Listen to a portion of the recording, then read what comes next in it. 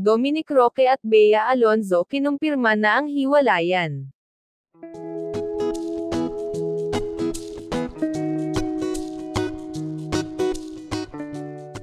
Hello and welcome to Celebrity Home. Ang kumpirmasyon kamakailan ni talk show host Tito Boy Abunda, hinggil sa paghihiwalay ni Bea Alonzo at Dominic Roque ay nagdulot ng malaking usapan sa mga tagahanga at publiko. Ang magkasintahang ito, na nagkasama ng matagal na panahon, at inaasahang ikakasal ngayong taon. Ayon pa kay Tito Boy, ibinalik na nga rin ni Bea ang kanyang engagement ring kay Dominic. Ang mga spekulasyon at tsismis ay umiikot na sa paligid bago pa man ang kumpirmasyon, habang napapansin ng mga tagahanga ang pagbaba ng mga pagtatanghal sa publiko at interaksyon sa social media ng dalawa.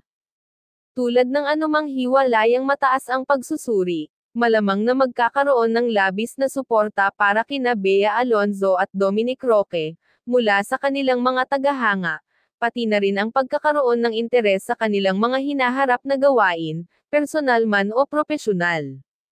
Sa huli, ang kanilang paghihiwalay ay naglalaan ng paalala sa komplikasyon ng pag-ibig at relasyon, kahit na sa mundo ng mga artista.